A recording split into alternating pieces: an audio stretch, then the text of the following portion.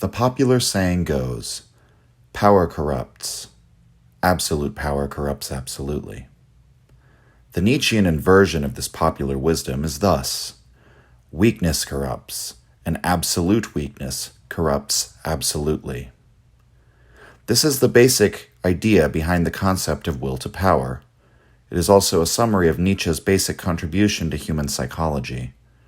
Nietzsche, who wrote that psychology was the route to the most fundamental human questions, is often considered a proto-psychologist.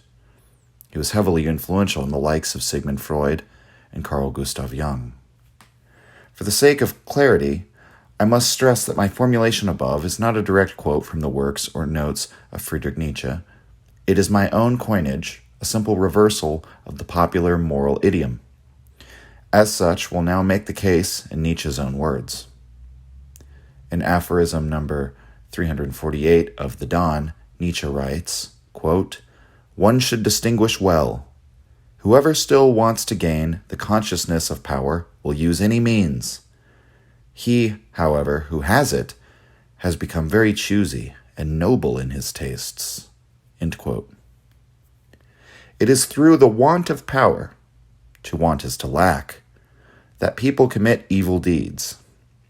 Only the impotent person, Nietzsche writes in The Dawn, 371, quote, "wishes to hurt and see signs of suffering," end quote. Oftentimes, people lash out and hurt others simply to gain a consciousness of their own power. In Nietzsche's view, true malevolence is actually rather rare. People hurt not for the aim of hurting, but to enjoy the power of hurting. A person who is secure in himself and in his own character would not need to create suffering, because the truly powerful have no need to demonstrate their power.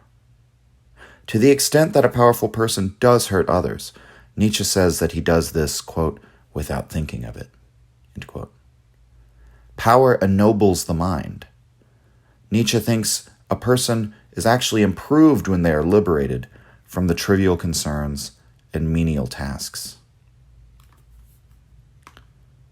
Kaufmann gives an example of how a noble-minded person might cause suffering without thinking of it in his book, Nietzsche, Philosopher, Psychologist, Antichrist, page 193.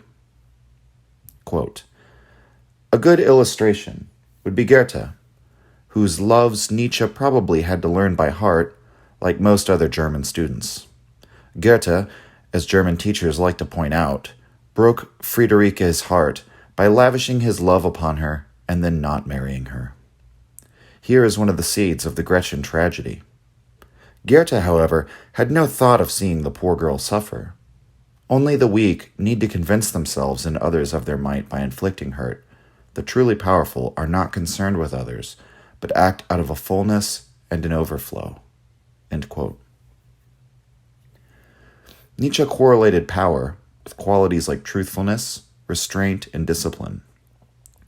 Power is first and foremost a form of self-mastery, and it was the nobility of past ages who were first educated and brought up through a course of mental discipline.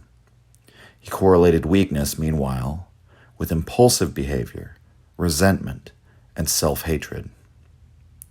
We should take note that Nietzsche has therefore associated conventionally moral traits with strength and conventionally immoral traits with weakness. There is an argument to be made that he's doing this intentionally, as an attack on the Christian morality. Christianity idealizes martyrdom, claims, "Blessed are the poor in spirit," and "the meek shall inherit the earth." One aspect of the Nietzschean critique of Christianity is that the Christian appraisal of weakness is backward. That said, Nietzsche is not out to define power as good because it leads to conventionally good traits of character. On the contrary, Nietzsche is revealing to us that the conditions we think lead to our ideas of goodness are often flawed and tautological. While we think that suffering is good for the soul, or that humility brings character, Nietzsche writes, on the contrary, in The Dawn, number 571, quote, "Medical kit of the soul. What is the strongest healing application? Victory." End quote.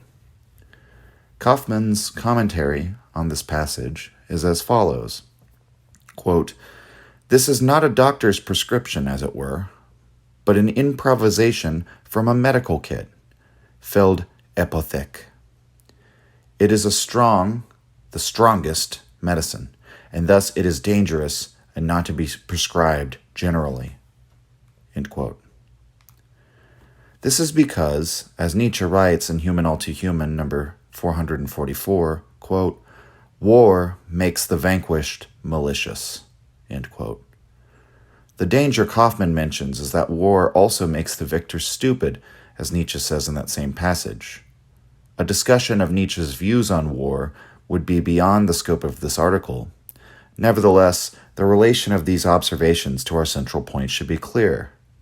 When people are dominated and oppressed, they are not made better on this account. They are made worse. Nietzsche's principal work concerning this idea is On the Genealogy of Morality. The morality of weakness, or the slave morality as Nietzsche here calls it, both cultivates resentment and is driven by resentment. Nietzsche uses the French term ressentiment, which has the same meaning as the English word resentment. In that work, resentment is identified as a psychological poison. It is characterized by the desire for revenge, which sometimes takes the form of a mere imagination of vengeance, especially in religion. The resentful person does harm, causes suffering. Sometimes he does damage to society and culture. The tragic part is that this is all to no benefit. The resentful person destroys for an imagined benefit, the idea of justice, in the sense of, quote, getting even. Accordingly, Nietzsche says that resentment-based morality is fundamentally outer-directed. This type of morality is defined by the enemy, the other, the threat. This is in contrast to the morality of the powerful who are inner-directed. Nietzsche writes in Genealogy of Morality, Part 1, Aphorism 10, quote, "The beginning of the slave's revolt in morality occurs when ressentiment itself turns creative and gives birth to values. The ressentiment of those beings who, denied the proper response of action, compensate for it only with imaginary revenge. Whereas all noble morality grows out of a triumphant saying yes to itself, slave morality says no, on principle, to everything that is outside, other, non-self, and this no is its creative deed. This reversal of the evaluating glance, this essential orientation to the outside instead of back onto itself, is a feature of ressentiment. In order to come about, slave morality first has to have an opposing external world. It needs, physiologically speaking, external stimuli in order to act at all. Its action is basically a reaction. The opposite is the case with the noble method of valuation. This acts and grows spontaneously, seeking out its opposite only so that it can say yes to itself even more thankfully and exultantly. Its negative concept, low, common, bad, is only a pale contrast created after the event compared to its positive basic concept, saturated with life and passion. We, the noble, the good, the beautiful, and the happy. End quote. What are the implications here? Well, first of all, that the ability to be concerned with yourself alone is a privilege of the powerful. Secondly, the desire to cause suffering in others, cruelty, arises as a condition of weakness. Nietzsche says that love of one's enemy, a Christian virtue, is really only possible among the powerful and or noble. The meek shepherd does not really have access to the ability to love one's enemy. This is why such a concept becomes so mysterious, divine, and sacred to him, because it is so contrary to his nature. The true nature of the weak is to be vindictive and unproductive, in Nietzsche's view. They experience self-hatred and engage with the world on the basis of that hatred, because they find their power is lacking. We can therefore reject the characterization of Nietzsche's will to power as merely validating the actions of the powerful. There are definite signs of a nobly minded person. Nietzsche describes the virtues of such a person in one passage in Genealogy, Book 2, Aphorism 10. Quote, "It is not unthinkable that a society might attain such a consciousness of power that it could allow itself the noblest luxury possible to it, letting those who harm it go unpunished. What are my parasites to me, it might say. May they live and prosper. I am strong enough for that." This self-overcoming of justice, one knows the beautiful name it has given itself, mercy. End quote. While it is hardly a flattering view of the underclass to designate them as parasites, Nietzsche believes that the parasitical relation between the great people and the masses is natural. It is even a sign of how powerful someone actually is, as he reiterates in Thus Spoke Zarathustra, Book 1, Chapter 19. Quote, "What is the highest of all species of being, and what is the lowest? The parasite is the lowest species. He, however, who is of the highest species feedeth most parasites.